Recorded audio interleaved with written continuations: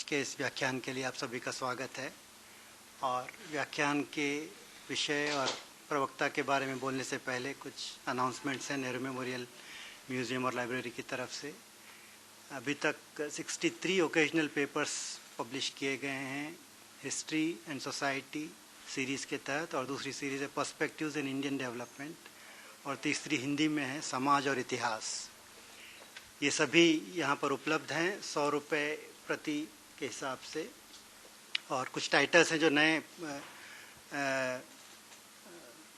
Occasional papers आए हैं, मैं उनको पढ़ूंगा। हिस्ट्री एंड सोसाइटी सीरीज़ में ब्रायन पी कैटन का है writing the history of a colonial institution, the case of the government cattle from Hisar. Second one is रामाकोट कॉनेग्रियो रेड्स customary laws and slavery, reinterpreting pre-colonial Naga warfare। दूसरी series है perspectives in Indian development, उसमें 2 paper हैं। प्रदीप कुमार दत्ता का Sriniketan's cooperatives the possibilities and dilemmas of Vishwa Bharati's globality. Second one is Arup Jyoti Saikia ecology floods and the political economy of hydro power, the river Brahmaputra in the 20th century. समाज एवं इतिहास series में 2 paper हैं। अनामिका का हिंदी के स्त्री साहित्य का उषा काल 1857 to 1947। दूसरा पेपर है अनिरुद्ध देशपांडे का सिनेमा और इतिहास लेखन, संबंध और संभावनाएं। और नेहरू मेमोरियल म्यूज़ियम ने एक नई वेबसाइट भी लॉन्च की है जिसका वेब एड्रेस है nehrumemorial.nic.in। वहाँ पर ये सारे डिटेल्स अवेलेबल हैं और पेपर्स भी अवेलेबल हैं। कुछ आने वाले लेक्चर्स के बारे में बताना ज़रूरी है। 21 जनवरी को यानी कि कल जो वीकली सेमिनार है वो होगा professor Sudarshan Ramaswamy. Subject is how to bring the public back into India's public policies. अगले दिन 22 जनवरी को एक लेक्चर है प्रोफेसर रोनाल्ड हेरिंग का। Subject is state science and national specificity cotton to brinjal in Delhi in India. 27th को एक lecture है जनवरी में, पैनल डिस्कशन हिंदी में है। प्रोफेसर गणेश एन देवी जो Dhirubhai Ambani institute of information technology के हैं, and mister Abhay Kumar Dubey centre for study of development studies. विषय है साहित्य की इतिहास दृष्टि। 28th को एक और सेमिनार है doctor Maya Joshi. She will speak on Rahul Sankratyayan's revolutionary relocations. Again, there is a lecture on 29th. Dr. Rukmini Banerjee, Pratham की ओर से, she will speak on literacy to education. How can we make the transition? 30th January, there is another lecture by Professor S.R. Mehrotra on Dr. Pranjivan Mehta, Gandhiji's greatest friend and the benefactor, 1864-1932.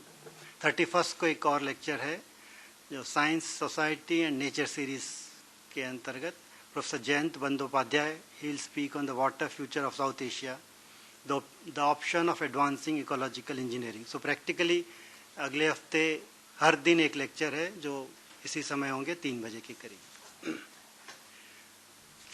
अब आज के विषय के बारे में मैं कुछ परिचय दूंगा, उसके बाद मैं आज के आमंत्रित वक्ता डॉक्टर शिराज वजीर के बारे में बताऊंगा। जैसा कि आप जानते हैं कि आज का विषय है जलवायु परिवर्तन का मझोले शहरों पर प्रभाव, कारण और निराकरण। जलवायु परिवर्तन की जब भी हम बात करते हैं तो अक्सर एक ऐसा विषय है जो हमेशा समाचारों में बना रहता है और कुछ उसमें कंट्रोवर्सीज भी हैं, कुछ वैज्ञानिक दृष्टिकोण भी लोगों में अलग अलग हैं कि जलवायु, कुछ लोग कहते हैं जलवायु परिवर्तन हो रहा है, कुछ कहते हैं नहीं हो रहा है। ये जलवायु परिवर्तन के कारण क्या हैं उस पर वैज्ञानिकों में भी अलग अलग विचारधाराएं हो सकती है। लेकिन इस बात में कोई शक नहीं, क्योंकि जो भी यूनाइटेड नेशंस की ओर से या अन्य वैज्ञानिक संस्थाओं की ओर से जो भी रिसर्च हो रही है, जो डाटा हमारे पास आ रहा है, उसके चलते हम ये ज़रूर कह सकते हैं कि जलवायु परिवर्तन निश्चित रूप से हो रहा है, क्योंकि उसके जो प्रभाव हैं अलग अलग जगह हमें देखने को मिलते हैं। चाहे टेम्परेचर राइज है, सी लेवल राइज है, या हम कह सकते हैं कि जो अभी हाल ही में हमने पढ़ा कि एक बहुत बड़ा भारत का इलाका जो पहले अच्छे रेनफॉल के अंतर्गत आता था, अब एरिड हो गया, मतलब कि वहाँ पे सूखा रहने लगा। ये पिछले 30-40 वर्षों का डेटा है, क्योंकि जलवायु परिवर्तन और मौसम से हमें अलग अलग रखकर देखना होगा, क्योंकि जलवायु परिवर्तन के लिए हमें ज़रूरी है कि कुछ दशकों का हमारे पास अनुभव हो, तभी हम कह सकते हैं कि एक तरह से जलवायु परिवर्तन हो रहा है। तो निश्चित रूप से ये हो रहा है, कारण पर क्यों हो रहा है उस पर चर्चा हो सकती है और वैज्ञानिकों में मतभेद भी हो सकते हैं, लेकिन निश्चित रूप से जलवायु परिवर्तन हो रहा है, इसमें मेरे विचार से कोई मेन स्ट्रीम साइंटिफिक कम्युनिटी में कम से कम इस पर कोई मतभेद नहीं है। और जलवायु परिवर्तन होने का एक और प्रमाण जो है, जो उसका प्रभाव है, चाहे वो हमारे हिली एरियाज़ में हो या कोस्टल एरियाज़ में हो, वो देखने को मिल रहा है, क्योंकि उसको जलवायु परिवर्तन को आंकने का एक और तरीका है कि उसका प्रभाव कहाँ पर हो रहा है। और उसी श्रृंखला में प्रोफेसर वजी का जो रिसर्च है वो ये देख रहे हैं कि जलवायु परिवर्तन का असर शहरों पर कैसे हो रहा है। हम अक्सर बड़े शहरों की बात करते हैं कि प्रदूषण बढ़ रहा है, उससे वातावरण में बदलाव आ रहा है, लेकिन जो और ये भी बात होती है कि क्लाइमेट चेंज का खेती पर क्या असर हो रहा है, या जैसे एप्पल जो सेब की उगाने की प्रक्रिया है उस पर जो उसका ड्यूरेशन है वो कम हो रहा है, कहीं बढ़ रहा है, या और हायर अल्टीट्यूड पे जा रहे हैं। तो उस तरह के कई प्रमाण हमें मिलते हैं, लेकिन जो 2 टियर सिटीज़ हैं, छोटे शहर हैं, उन पर जलवायु परिवर्तन का क्या असर हो रहा है, क्योंकि अर्बनाइजेशन तेज़ी से बढ़ रहा है और आगे चलने वाले 30-40 सालों में हम ये देखेंगे कि भारतीय जनसंख्या का बहुत बड़ा हिस्सा इन शहरों में रहने लगेगा। ऑलरेडी ये जो ट्रांजिशन है शुरू हो गया, इसलिए ज़रूरी है कि जलवायु परिवर्तन का असर इन शहरों पर क्या हो रहा है ये देखा जाए। डॉक्टर शिराज वसी ने इस पर बहुत काम किया है। एक बहुत ही यूनिक इनका कॉम्बिनेशन है, क्योंकि अक्सर वैज्ञानिक अपने प्रयोगशाला में काम करते हैं, रिसर्च करते हैं, रिसर्च पेपर्स पब्लिश करते हैं और उसके बारे में भूल जाते हैं, लेकिन पर्यावरण एक ऐसा विषय है जिस पर न सिर्फ रिसर्च की ज़रूरत है, बल्कि उसको जो ज़मीनी हकीकत है उसको जोड़कर देखा जाना चाहिए और उसको एक्शन में कन्वर्ट करके हम देखें कि उसका क्या असर हो रहा है। तो ये एक एकेडमिक क्षेत्र में रिसर्च भी कर रहे हैं और एक एनवायरमेंटल एक्शन ग्रुप, एक NGO भी है वहाँ पर गोरखपुर में, वो भी चला रहे हैं, तो इनको दोनों जगह का अनुभव है। डॉक्टर शिराज वजी गोरखपुर यूनिवर्सिटी के MG पोस्ट ग्रेजुएट कॉलेज में एसोसिएट प्रोफेसर हैं तथा गोरखपुर एनवायरमेंटल एक्शन ग्रुप के अध्यक्ष भी हैं और काफ़ी लंबे समय से, लगभग 35 वर्षों से वे पर्यावरण और विकास की जो संबंध है उस पर कार्य करते आ रहे हैं। जैसे बाढ़ है, जो वाटर लॉगिंग की समस्या है, जलवायु परिवर्तन के पर काफ़ी उन्होंने शोध किया है और कई पेपर्स भी पब्लिश किए हैं। तो आज के इस व्याख्यान के लिए मैं डॉक्टर वजी को आमंत्रित करता हूँ। पहले वे अपना प्रेजेंटेशन देंगे, शायद फिल्म भी दिखाएंगे और फिर उसके बाद हम क्वेश्चन आंसर करेंगे। डॉक्टर वजी। आज की सभा के अध्यक्ष दिनेश शर्मा जी, हमारे बहुत पुराने मित्र महेश रंगाराजन जी। अभी शर्मा जी बता रहे थे 35 सालों से हम लोग कामों में लगे हैं। 1983 में महेश जी ने और हमने कुछ काम शुरुआती दौर में साथ साथ किए थे, उसकी याद हम लोग आज कर रहे थे। तो एक इतिहास रहा है इस पूरे यात्रा का, उसके बारे में याद आती हैं वो चीज़ें कि किस तरीके से पर्यावरण की जो बहस है वो देश में और अंतर्राष्ट्रीय स्तर के ऊपर कैसे चली और कैसे वो परिणति उसकी किस तरीके से, ज़मीनी हकीकत किस तरीके से बदली और क्या क्या कुछ हुआ, एक इतिहास रहा है। मैं आभारी हूँ शुक्ला जी का और महेश जी का कि जिन्होंने मौका दिया यहाँ पे आज आने के लिए और आप सबसे बीच में बैठ करके बात करने के लिए। हमारे जो काम रहे हैं, अभी जैसे सभा के अध्यक्ष जी ने कहा, दिनेश शर्मा जी ने, कि मुख्य रूप से मैं एक टीचर हूँ और उसके साथ साथ जो नॉन गवर्नमेंटल ऑर्गेनाइजेशन है उनके साथ हम लोग ज़मीनी तौर के ऊपर कुछ काम करने की कोशिश करते हैं कि एकेडमिक रिसर्चेज वो केवल प्रयोगशालाओं तक न रह जाएं, बल्कि प्रयोगशालाओं से ज़मीन पे जाएं और उससे भी ज़रूरी है कि ज़मीनी समस्याएं प्रयोगशालाओं तक जाएं। तो ये दोनों चीज़, जो एक बहुत मशहूर हुआ था एक मुहावरा एक जमाने में जब पंडित नेहरू हुआ करते थे कि वो लैब टू लैंड की जो बात थी, वो अब ये भी जरूरी है कि लैंड टू लैब की भी बात हो, कि अपनी जमीनी जो सच्चाइयां हैं, हकीकत है, उसी के हिसाब से रिसर्चेस हो और उस तरीके से समाधान ढूंढे जाएं कि जिससे लोगों का भला हो सके। जहां तक शहरी क्षेत्रों में हमारा काम मुख्य रूप से देहाती क्षेत्रों में रहा है और फसलों के साथ, और खासतौर से जो छोटे और मझोले और जो महिला किसान हैं और उनकी किसानी जो है, जो लघु सीमांत किसान हैं, उनके साथ रहा है और उनके साथ बाढ़ के क्षेत्र में या जो जलवायु का परिवर्तन है, जो स्थायित्व है कृषि का, उन विषयों के ऊपर ज्यादा काम किया है। लेकिन पिछले कुछ सालों में, 10-15 सालों में हम लोगों ने ये भी देखा कि केवल जो हम लोग जिस तरीके से देखते हैं, जो पूरी विकास की अवधारणा है कि एक सेक्टर हो गया है रूरल और एक सेक्टर हो गया है अर्बन, और उन दोनों के बीच में कोई जुड़ाव बहुत हद तक नहीं है, जबकि विकास जो है वो इन जो बाउंड्रीज है, उन बाउंड्रीज को नहीं पहचानता। जब तक हम गांव का विकास नहीं करते तब तक शहरों का जो पलायन है वो नहीं रुकेगा। जब तक हम शहरों को नहीं तैयार करते तब तक वो गांव के लोगों को बर्दाश्त करने की उसकी क्षमता नहीं बन सकती। तो कुल मिलाकर के गांव और शहर दोनों साथ में देखने पड़ेंगे। और जो छोटे शहर हैं हमारे, खासतौर से छोटे ही क्यों कहें, अगर हम बंबई और दूसरे बड़े कलकत्ता के शहर भी देखें तो वहां भी जो गंवई एक संस्कृति है, जो गंवई एक उसके ऊपर जो असर है वो साफ दिखता है। तो हम गांव और शहर को अलग करके देखना मुश्किल है, पर बहुत बार जब आप जाएं, अभी जैसे हम लोग यहाँ पे कुछ पेरी अर्बन एग्रीकल्चर का काम कर रहे थे कि शहरों में जो खेती है उसको किस तरीके से बचाया जाए और वो किस तरीके से लाभकर है, खासतौर से क्लाइमेट चेंज की दृष्टि से। और ताज्जुब हुआ ये जान करके कि कृषि विभाग के पास अगर आप जाइए तो वो फौरन ये बात कहते हैं कि सब कृषि विभाग के पास कोई ऐसी स्कीम नहीं है या कोई ऐसी सब्सिडी नहीं है या कोई ऐसे कार्यक्रम नहीं है कि जो शहरी किसानों को कोई भी काम या कोई भी मदद कर सकते हैं। तो ये बड़ी विडंबना है कि किस तरीके से हमने अपने विकास को शहर और गांव के बीच में एक जो बहुत बड़ी दीवार खड़ी कर दी, उसको तोड़ने की भी जरूरत है। तो खैर, बात में ये कह रहा था कि हम लोग फिर शहरों के अंदर भी कुछ काम करना शुरू किया और आज का जो प्रेजेंटेशन है वो खासतौर से आधारित है उन अनुभवों पे जो 10 शहर जो एशिया के लिए गए, इंडोनेशिया, वियतनाम, भारत और थाईलैंड, इनमें 10 शहर चुने गए जिनके अंदर क्लाइमेट चेंज रेजिलियंस का काम शुरू किया गया। जमीनी तौर के ऊपर रिसर्च भी है और जमीनी तौर के ऊपर काम भी है। रॉकफेलर फाउंडेशन ने इसको सपोर्ट किया है और पिछले कोई 4-5 सालों में जो अनुभव रहे हैं उसके आधार के ऊपर हम आपके सामने आज अपने अनुभव यहाँ पे रखना चाहेंगे कि किस तरीके से शहर किस तरीके से प्रभावित हो रहे हैं और उन शहरों को क्लाइमेट चेंज से किस तरीके से देखा जा सकता है। अब अगर हम क्लाइमेट चेंज की बात कर रहे हैं तो बात बिल्कुल सही है, जैसे अभी शर्मा साहब भी कह रहे थे कि ये बड़ी बहस है कि कितना क्लाइमेट है और कितना, पूरी जो बहस क्लाइमेट चेंज की है वो कहीं ना कहीं सिमटी हुई है कि 2 डिग्री है कि 4 डिग्री है, वो बर्फ कितनी पिघली है, आर्कटिक रीजन में कितना कुछ हुआ है और सी लेवल राइज कितना हुआ है या नहीं हुआ है।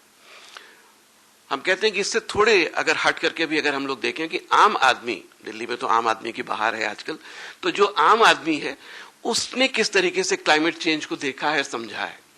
और अगर वहां पे देखें तो कहीं अगर बगल के किसान से जाकर के बात करें तो बखूबी वो ये बात बताता है या बताती है कि किस तरीके से अब फसल की कटाई, जाड़ों के अंदर किस तरीके से एकाएक गर्मी का मौसम आता है, किस तरीके से जो फॉग है या जो कोहरा है वो किस तरीके से बढ़ता जा रहा है, किस तरीके से बरसात जो है वो खिसकती जा रही है सितंबर अक्टूबर की तरफ।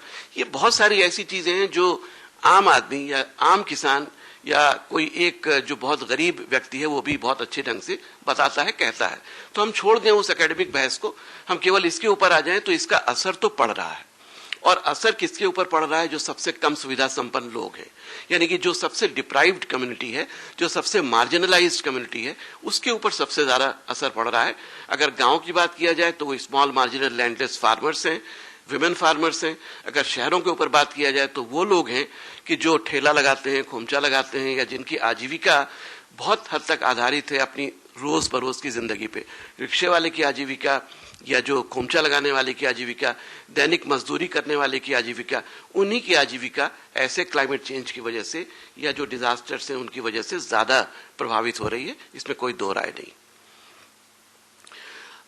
एशिया की अगर बात अगर हम विश्व की बात करते हैं तो क्यों आखिर मझोले और छोटे शहर की बात आज रखी जा रही है, उसका एक वजह यह भी है कि अगर हम पूरे दुनिया की पॉपुलेशन देखते हैं तो ये बात बिल्कुल साफ है। आज आंकड़े ये बताते हैं कि आज के दिन दुनिया में 50% लोग रहते हैं गांव के अंदर और 50% लोग अब आज शहर के अंदर हैं। ये सच्चाई है। पर अगर 2050 के आंकड़े जिस तरीके से अर्बनाइजेशन हो रहा है, शहरीकरण हो रहा है, उस तरीके से अगर देखें तो ये साफ बताता है ये प्रोजेक्शन कि 2050 तक कोई 70% लोग शहरों में रहेंगे और केवल 30% लोग गांव में रह जाएंगे। उसकी वजहें बहुत सारी हैं, उसके ऊपर मतभेद भी हो सकता है, लेकिन मोटा मोटा ये एक आंकड़ा है कि जो ये कहता है कि शहरीकरण तेजी से बढ़ेगा। अब ये शहरीकरण तो बढ़ेगा, पर शहरीकरण में भी कौन से शहर होंगे जिनमें सबसे ज्यादा आबादी बढ़ेगी? तो अगर एशिया की बात करें, एक तो पहली बात कि एशिया में ये अर्बनाइजेशन और तेजी से है और कहते ये हैं कि अगले कोई 40 साल में यानी 2050 तक अगर हम देखें तो एशिया के जो शहर हैं उनमें पूरे विश्व की 65% आबादी रहेगी। यानी हमारे एशिया में अर्बनाइजेशन तेजी से होगा। दूसरे महाद्वीप हैं उनके मुकाबले में हमारे यहाँ तेजी से अर्बनाइजेशन होने की उम्मीद है और वो अर्बनाइजेशन भी उन शहरों में ज्यादा होने की उम्मीद है या हो रहा है जो मझोले शहर हैं, यानी जिनकी आबादी 5 लाख से 10 लाख है। उन शहरों में सबसे तेजी से आबादी बढ़ने की उम्मीद है या बढ़ रहा है और ये कहते हैं कि 60% आबादी भारत की या एशिया की उन शहरों के अंदर यह आबादी का बढ़ाव होगा जिनकी आबादी 5 लाख से 10 लाख है। तो बंबई, मद्रास, चेन्नई, कलकत्ता और दिल्ली में अंदर जो ग्रोथ है वो तो ग्रोथ होगी, पर सबसे ज्यादा ग्रोथ उन जगहों के ऊपर है कि जो छोटे शहर हैं। वजह उसकी ये है कि फ्रस्ट्रेशन खेती से बहुत ज्यादा है, गांव के अंदर पलायन बहुत ज्यादा है और वो ऐसी आबादी ज्यादातर आकर के छोटे शहरों के अंदर जो पास के शहर हैं उनमें लाइवलीहुड की अपॉर्चुनिटीज बढ़ रही हैं और उनमें वहां पे लोग आकर के बसने की टेंडेंसी अब धीरे धीरे ज्यादा हो रही है। तो आज का जो विषय है इसीलिए यहाँ पे कि जलवायु परिवर्तन का जो मझोले और छोटे शहर हैं उनके ऊपर क्या प्रभाव है और उसके कारण और निवारण की क्या संभावनाएं हैं, इसके ऊपर अपने जो हमारा कुछ थोड़ा बहुत अनुभव जमीन के ऊपर रहा है उसके आधार के ऊपर आपके साथ बांटना चाहेंगे और ये रिक्वेस्ट करेंगे कि बाद में अगर आपके जो भी क्वेश्चन या बीच में भी अगर कभी कोई क्वेश्चन हो तो जरूर हमें टोकिएगा, बोलिएगा। जो 40 मिनट का जो समय निर्धारित किया गया था उसमें कोशिश ये है कि कोई 20 मिनट आपसे बात करने के लिए। एक छोटी सी फिल्म है जो टेरी ने बनाई है गोरखपुर शहर के ऊपर। वो भारत में जो 10 शहर आपको बता रहे थे एशिया के, उनमें 3 शहर भारत के भी हैं, सूरत, इंदौर और गोरखपुर। तो गोरखपुर के अनुभव हम यहाँ पे आपको के सामने रखना चाहते हैं और उसके आधार के ऊपर आपसे बातें करेंगे। और ये गोरखपुर शहर के ऊपर जो फिल्म है वो टेरी ने बनाई है। हमारी गलती है ये कि मैं अंग्रेजी का उसका वर्जन लाया हूं, मुझे हिंदी का वर्जन लाना चाहिए था। यूट्यूब पे लेकिन अवेलेबल है हिंदी का वर्जन भी, जो डाउनलोड करने का मौका नहीं मिला, लेकिन अंग्रेजी में मुझे लगता है कि शायद बहुत दिक्कत नहीं होगी। अगर कोई होगी तो हम यहाँ पे बात कर सकते हैं हम लोग हिंदी में भी। तो कुल मिलाकर के ये फॉर्मेट मैंने सोचा था कि अगले 30-40 मिनट के लिए ये बात हम करना चाहेंगे।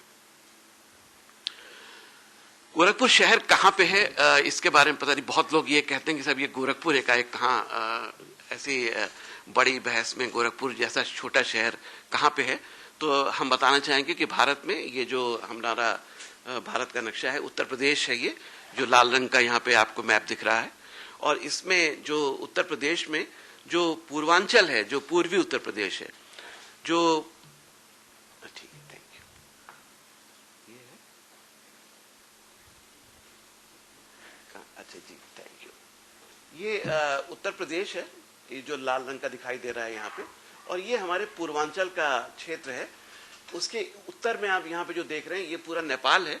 तो नेपाल से जितनी बाढ़ का पानी, जो पहाड़ का पानी है, हम ये नहीं कह रहे कि नेपाल कोई हमारे दुश्मन के तौर के ऊपर काम कर रहा है, क्योंकि बहुत बार ऐसे राजनीतिक बयान आते हैं कि हमारी बाढ़ जो होती है वो आमतौर पे नेपाल की वजह से, और नेपाल एक विलेन का काम करता है। ऐसी कोई बात नहीं। जो पहाड़ और जो मैदान का रिश्ता है वही रिश्ता यहाँ पे भी है कि पहाड़ से पानी आता है और मैदानी क्षेत्रों में आता है, चाहे वो पूरी उत्तर प्रदेश हो चाहे वो बिहार का क्षेत्र हो।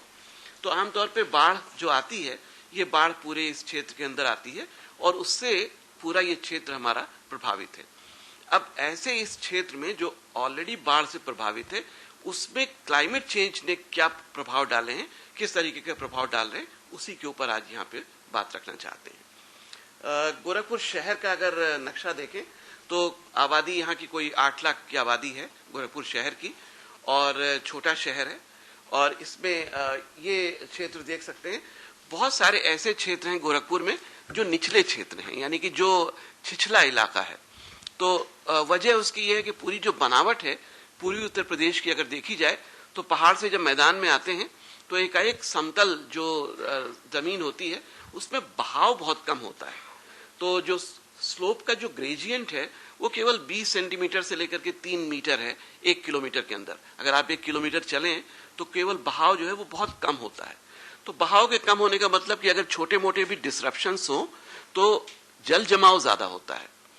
इसलिए बाढ़ तो अपनी जगह के ऊपर प्रॉब्लम है, वो तो रही है और सैकड़ों हजारों साल से है, लेकिन विकास जिस तरीके का हुआ उसकी वजह से जहां पे हम लोगों ने ड्रेनेज का ख्याल नहीं रखा उसकी वजह से वाटर लॉगिंग बढ़ती जा रही है।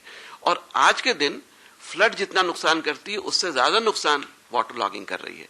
क्योंकि अगर आप किसानी या खेती किसानी से थोड़े भी वाकिफ हैं तो हम लोग सब जानते हैं कि बाढ़ का जो नुकसान है वो रबी की फसल में रिकवर हो जाता है बहुत हद तक। पर अगर जल जमाव होने लगे तो गेहूं की भी बुआई जो है वो डिले हो जाती है, और गेहूं की जब बुआई डिले होती है, अक्टूबर नवंबर में भी आगे बढ़ जाती है, तो एक तो पैदावार कम होती है, दूसरे ये कि जो गर्मी है वो जल्दी बहुत बार आती है। फरवरी में एकाएक टेम्परेचर के राइज होने की घटनाएं पिछले 3-4 सालों में हुई हैं, जिसकी वजह से गेहूं जब पकता है उस समय उसके ऊपर बहुत बुरा प्रभाव पड़ता है और उसकी वजह से प्रोडक्शन कम हो जाता है। तो दोनों तरह से, एक तो हमारी खरीफ की फसल गई और दूसरी तरफ जो रबी की फसल जिससे रिकवरी की पॉसिबिलिटी होती है वो भी कम होती जा रही है। ये एक छोटी वानगी है क्लाइमेट चेंज की। तो ये पूरा क्षेत्र गोरखपुर शहर का ये बता रहे थे आपको कि छिछला बहुत ज्यादा है जहां पे वाटर लॉगिंग के चांसेस बहुत होते हैं। और एक और बहुत विशिष्टता होती है ऐसे क्षेत्रों की, अगर हम उत्तर बिहार की बात करें या पूर्वी उत्तर प्रदेश की बात करें, कि जो नदियां रही हैं, बहुत सारी नदियां रही हैं, और इस मामले में बहुत हमारा क्षेत्र बहुत लकी रहा है कि बहुत सारी नदियां हैं, इसलिए पानी बहुत अच्छा है, पानी बहुत अच्छी अवेलेबिलिटी है, ग्राउंड वाटर टेबल बहुत अच्छा है, इसलिए यहाँ पे पॉपुलेशन डेंसिटी भी ज्यादा है। तो अगर पॉपुलेशन डेंसिटी की बात करते हैं तो हिस्टोरिकल उसका पर्सपेक्टिव यही है कि यहाँ की क्योंकि मिट्टी बहुत उपजाऊ है इसलिए लोग ज्यादा यहाँ पे बसने की कोशिश किए, और खेती जब केवल एक उपक्रम था आजीविका का, उस समय यहाँ पे ज्यादा से ज्यादा लोग बसे। पर उसी के साथ साथ पॉपुलेशन क्योंकि बढ़ी इसलिए जोत की जो आकार है, जो लैंड होल्डिंग है, वो बहुत छोटी होती गई, और उसकी वजह से जो सेकेंडरी और टर्शरी एक्टिविटीज नहीं हुई प्रोडक्शन की, उनकी वजह से गरीबी जो है वो धीरे धीरे बढ़ती गई है बहुत हद तक। इस क्षेत्र में जो अभी शर्मा जी कह रहे थे कि जो बात याद दिलाई थी उन्होंने, ये कि जो हमारे डेटा हैं,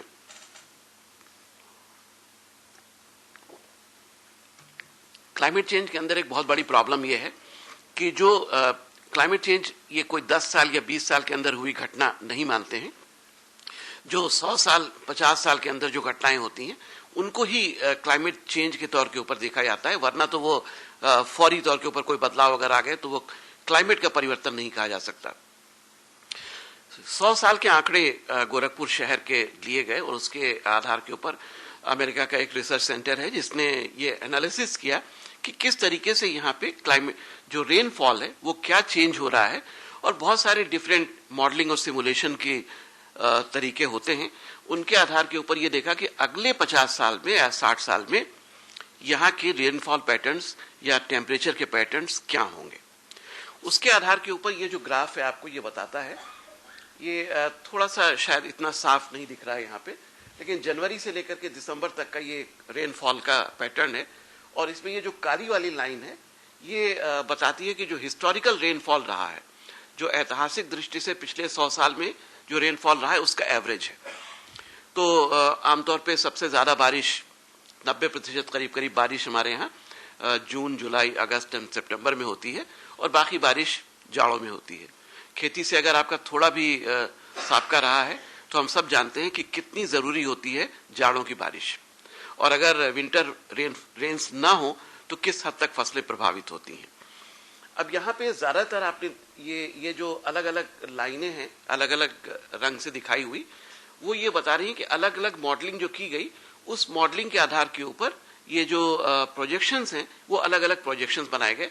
ये क्लाइमेट के साइंटिस्ट लोगों का किया हुआ है, मैं बहुत ज्यादा इसके बारे में नहीं जानता, लेकिन ये जो A2 और B1 सिनेरियोज होते हैं, जो कार्बन डाइऑक्साइड का जो इमिशंस हैं, उन इमिशंस के आधार के ऊपर कितना रहेगा क्या रहेगा, उसके आधार के ऊपर प्रोजेक्शंस बनाए जाते हैं, जिसके आधार के ऊपर अलग अलग प्रोजेक्शंस बनाए गए हैं और उसके आधार के ऊपर ये प्रोजेक्शंस किए गए हैं। ज्यादातर प्रोजेक्शंस में आप ये देख रहे होंगे कि जो हिस्टोरिकल रेनफॉल है उसके मुकाबले में ये 4 या 5 मॉडल्स ऐसे हैं जो ये बताते हैं कि जो रेनफॉल है, एक तो बात यह है कि टोटल रेनफॉल पूरे साल का वही रहने वाला है, कोई 1200 मिलीमीटर जो पहले था, वो बहुत बदलाव नहीं आ रहा है उसमें, कि पूरे साल में जो रेनफॉल होगा वो करीब करीब वही है जो पिछले 100 साल में रहा है, 1200 से 1400 मिलीमीटर। परिवर्तन क्या आ रहा है कि जो बरसात के दिन में, बाढ़ के समय में जो रेनफॉल है वो बढ़ रहा है। ये जो जुलाई अगस्त सितंबर में आप बाढ़ ये रेनफॉल देख रहे हैं, वहां पे और ज्यादा रेनफॉल होने की उम्मीद है, और जो विंटर्स में जो रेन है वो कम होने की उम्मीद है। तो दोनों तरफ से मार है कि जब बाढ़ है तो और ज्यादा बारिश, और जब विंटर की रेंज की जरूरत है तो और कम बारिश। तो दोनों ही तरफ से जो मुख्य सोर्स है आजीविका की, जो गरीब किसान हैं, उनके ऊपर मार जो है वो ज्यादा पड़ने की उम्मीद है। और यहाँ पे यही बताई जा रही है बात कि क्लाइमेट चेंज हमेशा रहा है, हजारों साल से रहा है, वो कोई बहुत बड़ी प्रॉब्लम नहीं है। उसके हिसाब से इंसान अडेप्ट करता रहा है, अपने को अडेप्ट करता रहेगा। चिंता की बात यह है कि जिस तेजी से क्लाइमेट चेंज हो रहा है वो ज्यादा बड़ा कंसर्न है, कि इतना तेजी से क्लाइमेट चेंज कभी हिस्ट्री में नहीं हुआ है, और ये एक बड़ी चिंता की बात है। यहाँ पे वही बात है कि जो क्लाइमेट चेंज का ट्रेंड है वो ये बता रहा है कि आगे आने वाले दिनों में जो डिसरप्शंस हैं, जो अनसर्टेनिटीज हैं, वो वल्नरेबिलिटी को, लोगों की नाजुकता को, लोगों की आजीविका को, और खासतौर से उन लोगों की आजीविका को जो गरीब हैं, जो कम सुविधा संपन्न हैं, जो मार्जिनलाइज्ड हैं, उनके ऊपर ये असर ज्यादा पड़ता है। ये 10 साल का 15 साल का एक टेम्परेचर का एक डेटा है जो ये बताता है।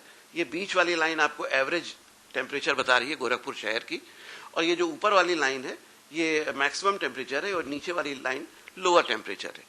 ये डेटा भी आप देख सकते हैं कि बिल्कुल क्लियर ट्रेंड्स ये बताते हैं कि जो ये हम ये नहीं कह रहे कि ये क्लाइमेट चेंज है, क्योंकि ये 10-15 साल का डेटा है जिसके आधार पर क्लाइमेट चेंज नहीं कहा जा सकता। पर फिर भी जो आम आदमी जो महसूस करता है, जो डेटा कहता है कि धीरे धीरे आप देख रहे हैं कि ऊपर का जो रेनफॉल है, ऊपर का जो टेम्परेचर है, मैक्सिमम टेम्परेचर, यानी कि गर्मियों में ज्यादा गर्मी और ठंड में ज्यादा ठंड। तो एक तो हमारे यहाँ जो हम लोग भारत में यूज करते हैं 2 टर्म्स, कोल्ड डेज और कोल्ड वेव। कोल्ड डे उसको कहते हैं कि जब उस दिन के एवरेज टेम्परेचर से 5 डिग्री सेंटीग्रेड कम हो, और कोल्ड वेव कहते हैं कि जब एक ट्रेंड 10 डिग्री सेंटीग्रेड से कम होता चला जाए टेम्परेचर। तो कोल्ड डेज और कोल्ड वेव दोनों ही ज्यादा होती जा रही है, और वो नंबर ऑफ डेज भी देखे जाएं तो उसके नंबर बढ़े हैं, और वैसे ही लू चलने की या जो गर्म हवा चलने की बातें हैं वो ऊपर की तरफ ज्यादा हुई हैं, भले वो कम दिन हुई हैं। जो 2005 में जो कहते हैं कि जो बारिश हुई थी बंबई में, जिसके ऊपर एक फिल्म भी बनी थी, फीचर फिल्म भी आई थी उसके ऊपर, तो उसमें भी वो कहते थे कि उस साल की जो एवरेज रेनफॉल है वो वही थी।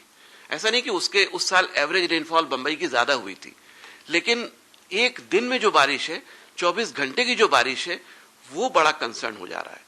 अभी पिछले 29 एक्सट्रीम वेदर इवेंट्स जो हैं, और एक 24 घंटे के अंदर जो बारिश अभी हमारे गोरखपुर शहर में और बहुत सारे शहरों में है, तो पिछले 24 और 25 सितंबर को 24 घंटे के अंदर 324 मिलीमीटर बारिश हुई, जो पिछले 300 साल में नहीं हुई थी।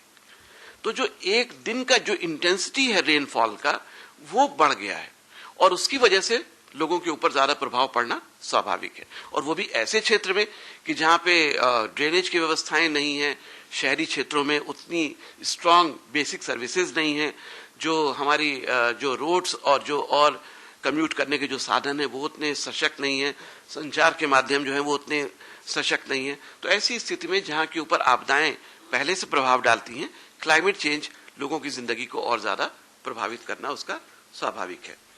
ये मैं बेसिक सर्विस की बात कर रहा था गोरखपुर शहर की, और आप ये देख सकते हैं कि इसमें कैसे जो छोटे शहर हैं उनमें ड्रेनेज की व्यवस्थाएं कैसे होती हैं। अब ये गोरखपुर शहर है, ये जो डॉट्स दिखाई दे रहे हैं आपको, ये फ्लो है वाटर का। तो ऐसा नहीं है कि किसी एक शहर में पानी एक ही तरफ बह करके जाता है और वो बह करके जो पानी जाता है उसको एक जगह पे इकट्ठा कर लिया जाए और नदी में डाल दिया जाए। अब कितनी तरफ पानी बह रहा है गोरखपुर शहर का, ये आप देख सकते हैं। कुछ धाराएं ऊपर से आ रही हैं, कुछ नीचे से जा रही हैं। तो जो स्लोप है, जो ग्रेडियंट है, वो बड़ा मुश्किल होता है कि कोई एक ट्रेंड इसका हो। और जो नेचुरल ड्रेनेज सिस्टम था वो ये था कि गोरखपुर शहर में पिछले 20 साल पहले तक, करीब करीब कोई 40 साल पहले तक, कोई 103 वाटर बॉडीज थी। 46 स्क्वायर किलोमीटर के इस शहर में 103 वाटर बॉडीज थी, तालाब, तलैये, छोटे छोटे पॉन्ड्स, वही ड्रेनेज की पूरी व्यवस्था को संभालते थे। पर ये ड्रेनेज की जो व्यवस्था थी वो चरमरा इसलिए गई कि इंक्रोचमेंट हुआ, लैंड यूज का जो तरीका था वो बदला, बिल्डर्स की जो लॉबी है उन्होंने करप्शन किया, और वो सारी व्यवस्थाएं ऐसी बनी कि अब केवल 18 तालाब गोरखपुर शहर में बचे। उनमें भी कुछ तालाब इसलिए बचे क्योंकि लोगों ने आवाज उठाई, शहरियों ने आवाज उठाई। वैसे आमतौर पे शहर के लोग कम ऑर्गेनाइज्ड होते हैं गांव के मुकाबले में, लेकिन फिर भी लोगों ने आवाजें जब उठाई तभी वो तालाब या ताल बच सके। तो ये जो हमारा जो अर्बन का जो सिस्टम है उसमें ओनरशिप लोगों की कम होती है, बेसिक सर्विसेज कम है, नगर पालिकाओं की या नगर निगम की जो रेवेन्यू है वो बहुत कम है, क्योंकि जो टैक्सेशन की जो व्यवस्थाएं हैं वसूली की वो करप्ट हैं, या बहुत बार गवर्नेंस अच्छा नहीं है, जिनकी वजह से समस्याएं आती हैं। ये एक रिस्क फ्रेम जो गोरखपुर शहर का बनाया गया था कि क्लाइमेट के बगैर भी जो हमारा जो शहर है उसके अंदर अपनी प्रॉब्लम्स है। प्रॉब्लम्स को हम लोगों ने 3 भागों में बांटा था। एक प्रॉब्लम यह है कि जो नेचुरल है, यानी कि जो शहर की जो बनावट है या जो शहर का जो नेचुरल व्यवस्थाएं हैं, जो प्राकृतिक तरीका है, स्लोप ग्रेडियंट हो या पानी हो या नदी के साथ उसकी प्रॉक्सिमिटी हो या निचले छिछली जगहें ज्यादा हो, वाटर बॉडीज ज्यादा हो, ऐसी बहुत सारी व्यवस्थाएं हैं कि जो प्राकृतिक है। किसी भी शहर की बहुत सारी प्राकृतिक व्यवस्थाएं हैं। ऐसी प्राकृतिक चीजें हैं जो एक बहुत इंपॉर्टेंट रोल प्ले करती है किसी भी शहर के विकास में। दूसरी चीज है कि जो बिहेवियरल इश्यूज हैं, लोगों की जो ओनरशिप है, अभी बात कर रहे थे हम लोग कि शहरों की ओनरशिप बहुत कम होती है, क्योंकि लोग जो बसे हैं उनकी शायद हिस्ट्री बहुत छोटी है गांव के मुकाबले में, गांव के मुकाबले की अगर बात कही जाए, या जो आपस का जो संचार है, पड़ोसियों के बीच की जो आपस की बातें हैं, मतलब वो सारी चीजें हैं कि जो बिहेवियरल इश्यूज हैं और जो सिविक सेंस है वो कहीं ना कहीं बहुत प्रश्न चिन्ह है उसके ऊपर कि हमारे शहरों में जो अभी सिविक जो चीजें हैं वो कम है, इलिटरेसी बहुत ज्यादा है, जो लोग हैं वो बहुत, उनका जो इकोनॉमिक ग्रुप है वो बहुत डिफरेंट है और बहुत ज्यादा बड़ी बड़ी खाइयां हैं। तो इस तरह की जो चीजें हैं कि जो बिहेवियरल इश्यूज हैं, जो व्यवहारिक जो इश्यूज हैं। और तीसरी वो चीजें हैं कि जो पॉलिसीज और प्रोग्राम से रिलेटेड हैं, कि जो गवर्नमेंट की पॉलिसीज हैं, हर एक शहर के अंदर एक मास्टर प्लान होता है, और मास्टर प्लान अगर आप उठा के देखें किसी भी शहर का तो आपको ताज्जुब होगा कि वो मास्टर प्लान आमतौर पे शहर के केवल लैंड यूज प्लान होते हैं, उसके अलावा ज्यादा नहीं होता। तो मास्टर प्लान इस बारे में बहुत कुछ नहीं कहता। हम अगर हॉलैंड के किसी शहर में जाते हैं तो अगले 300 साल की पानी की व्यवस्थाएं कैसे होंगी, पीने के पानी की व्यवस्थाएं किस तरीके से, ड्रेनेज की व्यवस्थाएं होंगी, वो बहुत अच्छे ढंग से लोगों ने की हैं। पर हमारे यहाँ जो आमतौर पे जो व्यवस्थाएं हैं, क्योंकि वो रेवेन्यू सिस्टम पे आधारित पूरा विकास का मॉडल रहा है, इसलिए बहुत बार जो शहरों की जो मास्टर प्लान्स भी बने हैं वो केवल डेवलपमेंट अथॉरिटीज द्वारा नक्शा पास किए जाने के लिए ही एक टूल के तौर के ऊपर इस्तेमाल किए जाने वाला डॉक्यूमेंट भर रह जाता है, और उसमें जो मास्टर प्लान्स हैं वो इफेक्टिव नहीं। तो बात ये कहने की है कि मास्टर प्लान्स जैसी चीजें जो विकास की जो अपनी जो योजनाएं हैं या पॉलिसीज हैं, प्रोग्राम्स हैं, वो बहुत बार क्लियर नहीं होते हैं और चीजें साफ नहीं होती हैं, जिनकी वजह से प्रॉब्लम होती है। तो ये 3 चीजें हैं जो किसी शहर के बनावट को और उस शहर की प्रॉब्लम्स को बढ़ाते या घटाते हैं। गोरखपुर शहर के खासतौर से विशिष्ट तौर के ऊपर अगर आ जाएं तो 3 चीजें हम लोगों ने देखी थी। वाटर लॉगिंग की एक समस्या है, और वाटर लॉगिंग भी किस वजह से बहुत बढ़ जाती है, वो है सॉलिड वेस्ट की। अगर कोई कूड़ा के निस्तारण की कोई बहुत अच्छी प्रबंधन व्यवस्था है, ठोस अवशिष्ट की ना हो, तो वो खुली नालियों में जाते हैं। खुली नालियां चौक होती हैं तो वाटर लॉगिंग की समस्या बढ़ती है। सीवेज की व्यवस्था नहीं है। 18% केवल शहरी क्षेत्र ऐसा है कि जहां पे सीवेज की व्यवस्थाएं हैं, बाकी सीवेज नहीं व्यवस्थित है, जिसकी वजह से वाटर लॉगिंग की समस्याएं बढ़ती हैं और अल्टीमेटली प्रॉब्लम्स और रिस्पॉन्स की जरूरत आती है। 2 स्तर के ऊपर एक्शंस की जरूरत है। एक यहाँ पे जो पॉलिसीज और जो बिहेवियरल इश्यूज हैं इनको ठीक करने के लिए, और एक यहाँ पे कि जो प्रॉब्लम्स और जो रिस्पॉन्सेज हैं उनको किस तरीके से ठीक किया जा सकता है। इन दोनों के साथ हम लोग जो है वो बीच की जो स्थितियां हैं उनको ठीक कर सकते हैं। अब यहाँ पे ये जो पूरा सिस्टम है किसी भी शहर का, उस शहर में जो कॉजेज है, जो कारण है, इन कारणों के ऊपर अब क्लाइमेट चेंज का असर आ रहा है। और जो ऑलरेडी जो समस्याएं ज्यादा थी, जो सैनिटेशन की व्यवस्थाएं प्रॉब्लम में है, शहर के विकास की स्थितियां प्रॉब्लम में हैं, बेसिक इंफ्रास्ट्रक्चर कमजोर है, गवर्नेंस की व्यवस्थाएं कमजोर हैं, उनमें क्लाइमेट चेंज की एक नई समस्या आकर के खड़ी होती है, जिसकी वजह से ये प्रॉब्लम्स बढ़ती हैं। और इसलिए ये एक्शंस 2 लेवल के ऊपर करने की जरूरत है। एक इनको मिटिगेट करने की, और दूसरी इन्हीं क्लाइमेट चेंज के प्रभावों को अडेप्ट करने की। तो ये 2 अलग अलग भागों में बांट करके देख सकते हैं। यहाँ पे मैं बात अपनी खत्म करके एक फिल्म आपके साथ गोरखपुर शहर के बारे में कहना चाहूंगा।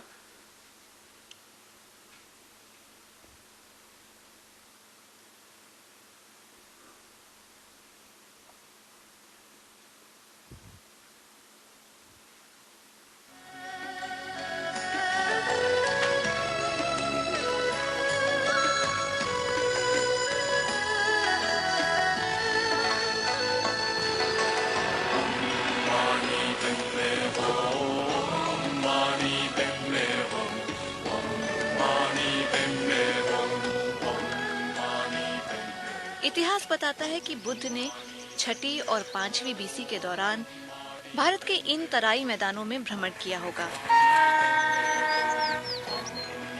कुछ एक सहस्त्राब्दी बाद एक नई दुनिया में ये भारत के गंगा के मैदानों में बसे सबसे बड़े शहरों में एक है गोरखपुर।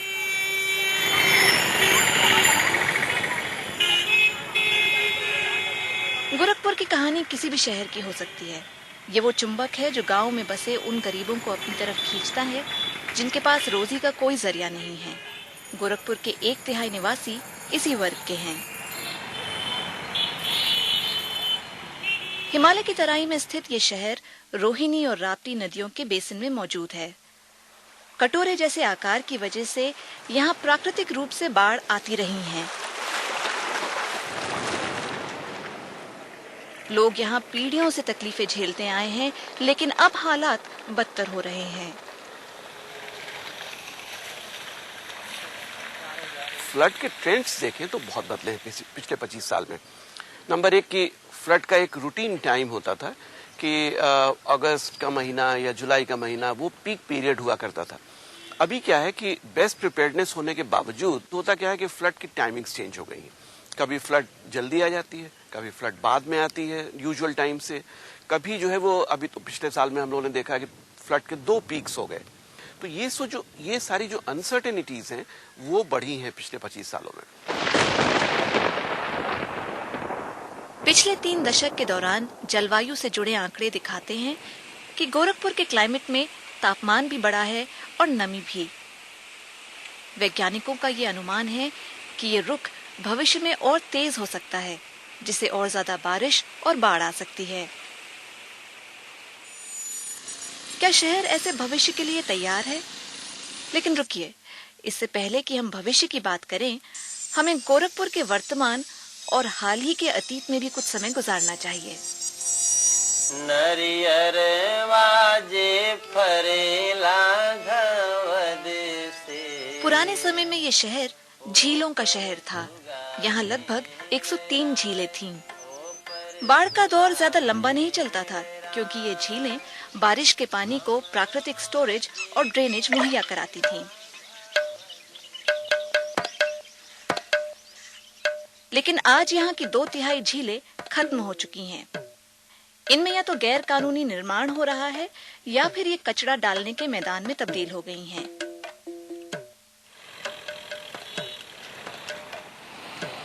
गोरखपुर में कोई संगठित कचरा प्रबंधन प्रणाली नहीं है, इसलिए जहाँ भी जगह मिलती है कचरा डाल दिया जाता है, चाहे सड़कों के किनारे, नालियों में या फिर ढलान में पड़ने वाली लैंडफिल्स में।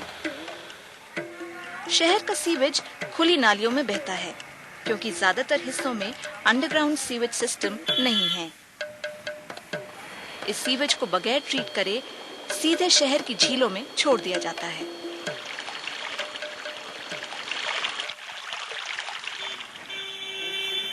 लगातार बढ़ती आबादी को आवास देने के लिए शहर के हरित क्षेत्र में ताबड़तोड़ निर्माण हो रहा है।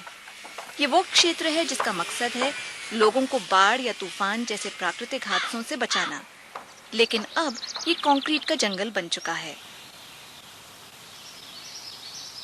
गरीबों के पास तो विकल्प और भी कम हैं। इनके घर बिल्कुल नदी से जुड़े हुए मैदान पर हैं, जहां एक वक्त पर अमरूद के बागान होते थे। इसके बाद बलि चढ़ी खेती की, यानी उस जमीन की जो शहर के बाहरी हिस्सों में है। खेती से जिन छोटे किसानों को मामूली आय होती है, उन्हें बड़ी आसानी से बेईमान बिचौलिए जमीन बेचने के लिए फुसला लेते हैं। गोरखपुर के बाहरी हिस्से में चक्रादोयम एक आम पेरी अर्बन बस्ती है। ये नगर पालिका की सीमा से बाहर है, इसलिए इसे सामान्य नागरिक सुविधाएं नहीं मिलती हैं। इस क्षेत्र के आसपास कुछ एक खेत भी हैं।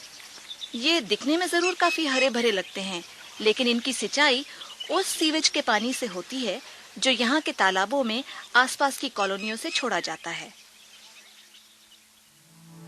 तो फिर सबसे बड़ा सवाल ये है कि अगर गोरखपुर की हर इंच जमीन पर, यानी इसके जल क्षेत्र, इसके हरित क्षेत्र और इसकी पेरी अर्बन जमीन पर अतिक्रमण होगा, तो शहर पर इसका क्या प्रभाव पड़ेगा? हम के सावन में होई ही सावन में। मॉनसून के आते ही एक अनोखा मंजर बनता है।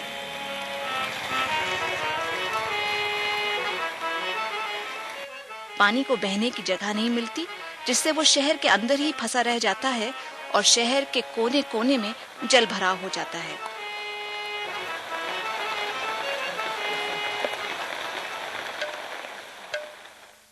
शहर की गरीब आबादी के लिए बारिश के बाद वाले महीने काफी खौफ के होते हैं। आइए, रसूलपुर में आपका स्वागत है। ये शहर की कई झुग्गी बस्तियों में से एक है। मॉनसून के बाद शाहजहां का घर एक अजीब सी द्वीप में तब्दील हो जाता है। ये द्वीप चारों तरफ से बारिश के पानी, कचड़े और सीवेज से घिरा है। मॉनसून के बाद कई महीने तक घर के बाहर जाने का उनके लिए यही एक तरीका है। जैसे पानी भरता है तो बच्चे भी बीमार पड़ते हैं, नुकसान करता है। हर चीज का स्कूल भी नागा हो जाता, पढ़े नहीं जाते हैं। सार सामान ले में बड़ी दिक्कत रहती है। हर चीज उधर से भर जाता है, वो दुआरी से, तो घर में पानी भर जाता है। तब निकल के सब कोई भागता है। किराए के मकान में आदमी रहता है तो बरसात भर गुजारता है किराए के मकान में। इधर आ जा। अरे हम लोग को तो जिल्लत होती है देखे में। कचड़े और मानव मल से दूषित ठहरा हुआ पानी, ये एक ऐसा घातक मिश्रण है जो जमीन में रिस कर ग्राउंड वाटर को प्रदूषित करता है। लोग इसी पानी को पीते हैं। सरकारी पाइपलाइन अब तक यहाँ नहीं पहुंची है।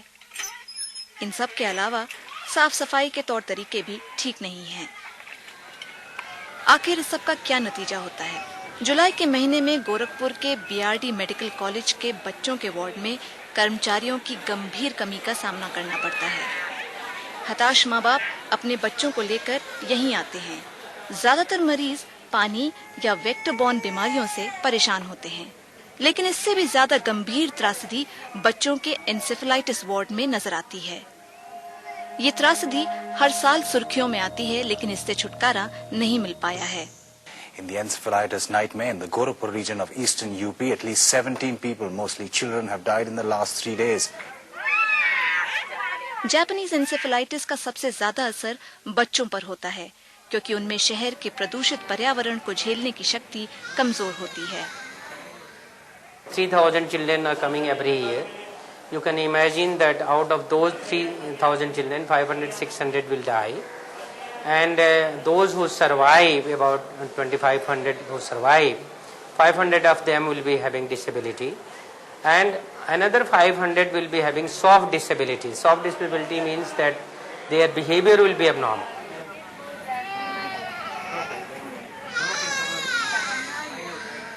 Unless the people have improvement in their living standards, the things will not improve. बहुत दुखी हैं। तो ये तो आज की गोरखपुर गाथा है। विज्ञान का मानना है कि आने वाले कल का गोरखपुर और भी बदतर हो सकता है, क्योंकि भविष्य का क्लाइमेट और भी अपरिचित और प्रतिकूल हो सकता है। लेकिन क्या कोई इस तरफ ध्यान दे रहा है?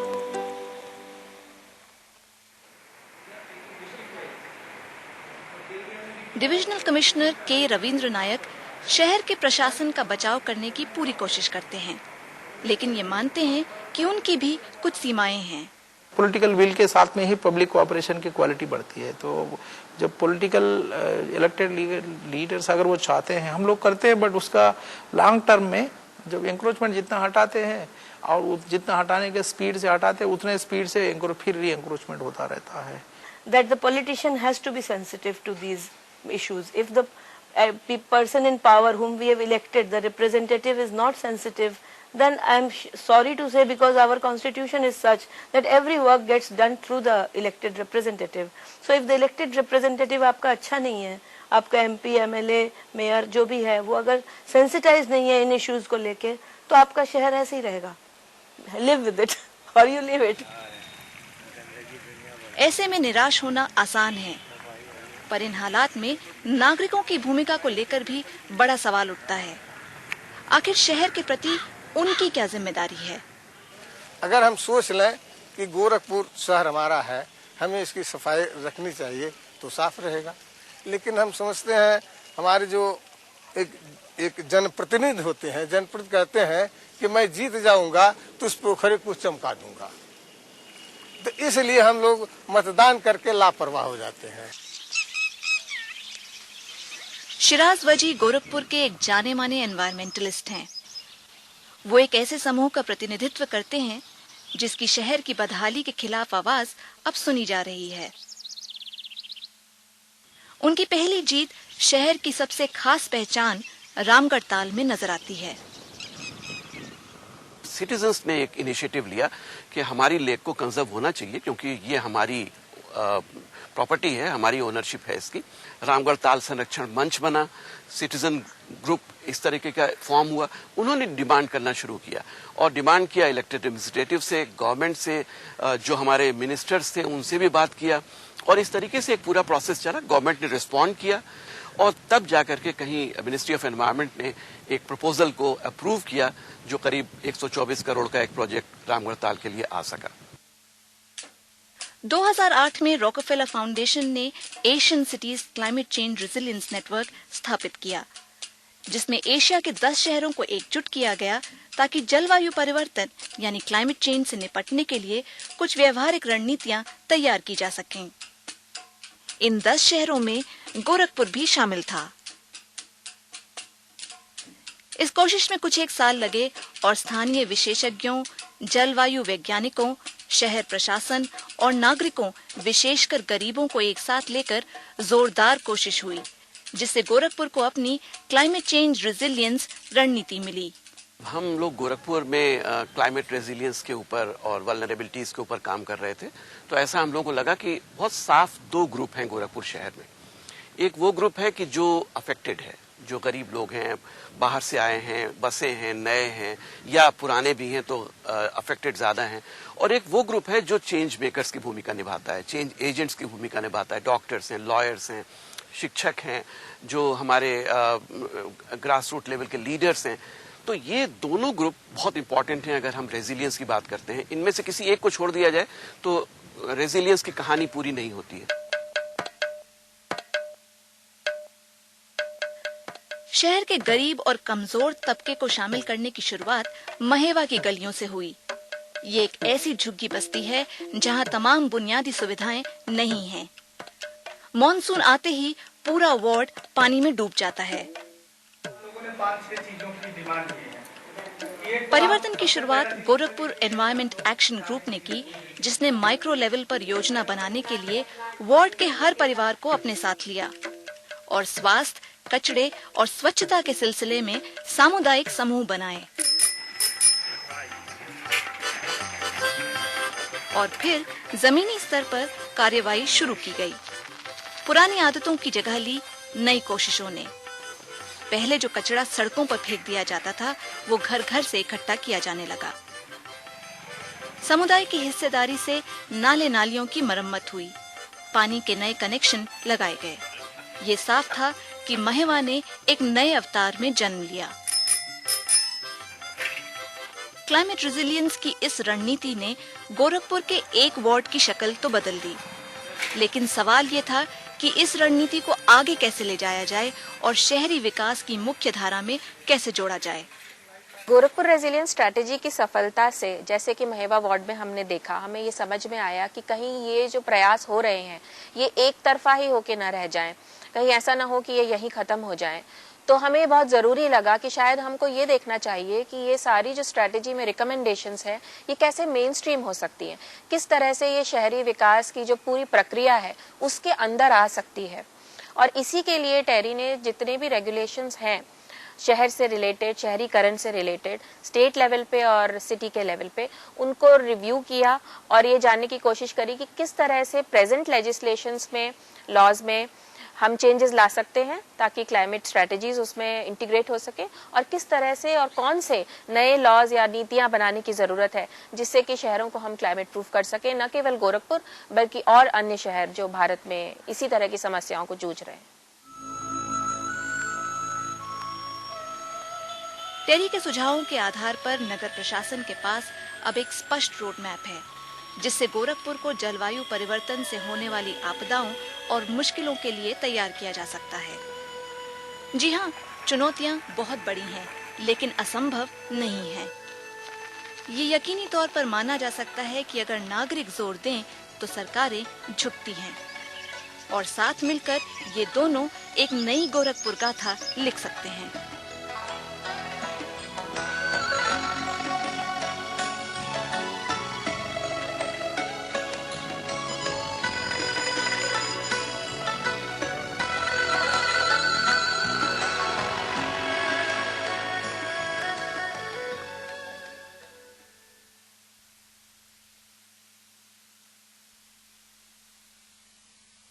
फिल्म थी कि किस तरीके से गोरखपुर का शहर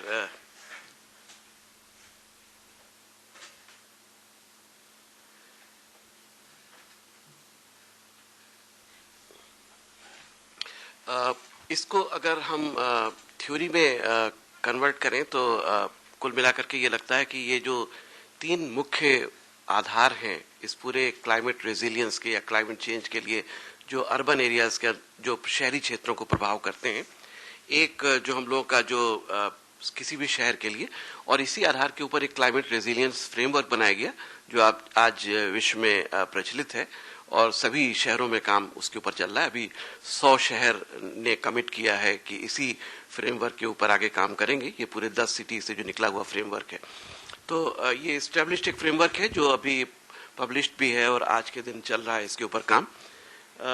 एक जो सबसे इम्पोर्टेंट कंपोनेंट है यहाँ पे एक जो है वो है फिजिकल और इकोसिस्टम्स।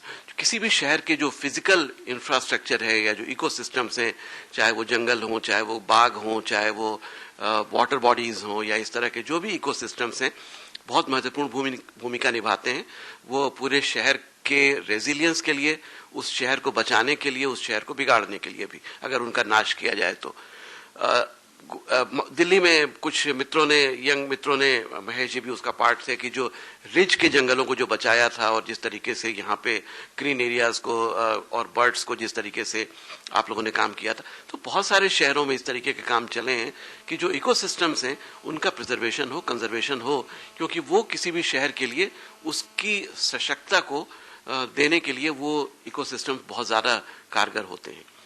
दूसरी चीज होती है वहां के लोग, जो एजेंट्स हैं, चाहे वो सरकारी अमला हो, चाहे वो लोग हों, चाहे वो बिजनेसमैन हो, सारे लोग मिलाकर के जो एजेंट्स हैं, वो एजेंट्स भी बहुत, मीडिया के लोग हों, चाहे वो चेंज एजेंट्स हों, ये सारे लोग बहुत इंपॉर्टेंट भूमिका निभाते हैं।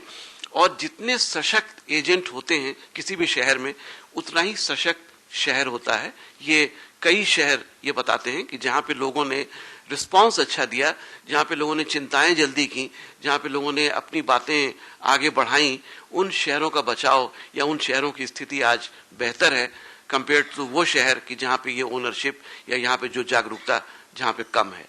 और तीसरी जो व्यवस्था है वो इंस्टीट्यूशंस की है, जो हमारे नगर निगम हैं, नगर पालिकाएं हैं, जो हमारे डेवलपमेंट अथॉरिटीज हैं, जो हमारे डिफरेंट डिपार्टमेंट्स हैं, सरकारें हैं, लोकल गवर्नमेंट्स हैं, ये सब मिलकर के जो इंस्टीट्यूशंस को बनाते हैं, जो पॉलिसीज को बनाते हैं, और ये तीनों मिल करके जो है वो एक किसी भी शहर की आधारभूत संरचना को बनाते हैं, जो आपदा, विकास या क्लाइमेट चेंज को बनाने के लिए या बिगाड़ने के लिए उनके प्रभावों को बहुत कारगर होते हैं। और ऐसी स्थिति में जो डिसरप्शंस हैं, चाहे वो क्लाइमेट चेंज के रूप में डिसरप्शन हो, चाहे वो बाढ़ के रूप में हो, सूखे के रूप में हो, कोई भी जो डिसरप्शन होता है, अगर ये तीन सशक्त होते हैं तो उन शहरों के ऊपर असर कम पड़ता है जहां पे ये तीन की सशक्तता ज्यादा होती है। जहां पे इन तीनों की सशक्तता कम होती है वहां पे प्रभाव ज्यादा पड़ते हैं या वो सिटीज वल्नरेबल ज्यादा होते हैं। इनके विस्तार में यहां नहीं जाएंगे। ये केवल एक रेजिलियंस फ्रेमवर्क का एक जो पूरा एक फ्रेमवर्क बना करके रखा जाता है, जिसमें जो पहला गोला है आप ये देख रहे हैं कि जो किसी भी शहर में जो जरूरत है वो पहले तो वहां की वल्नरेबिलिटी को समझने की है, यानी वहां पे नाजुकता क्या है, किस तरीके से वो शहर नाजुक है या किस तरीके से उसकी संवेदनशीलता ज्यादा है। और इसकी संवेदनशीलता तीन आधार के ऊपर, जो तीन बातें पहले भी कही गई, एक वहां के लोग, वहां की जनता, वहां का गवर्नमेंट या वहां के लोग कितने स्किल्ड हैं, कितने अवेयर हैं, कितना बिहेवियरली स्ट्रांग हैं, और दूसरी चीज जो है वो वहां के इंस्टीट्यूशंस, जो वहां की व्यवस्थाएं हैं, जो संस्थाएं हैं, वो किस तरीके की हैं, और तीसरा वहां का जो इकोसिस्टम है या पूरा इंफ्रास्ट्रक्चर या पूरा इकोसिस्टम है, वो तीन मिल करके जो है ये इसके सिस्टम को बनाते हैं और उसी आधार पे किसी शहर की वल्नरेबिलिटी को समझा जाता है।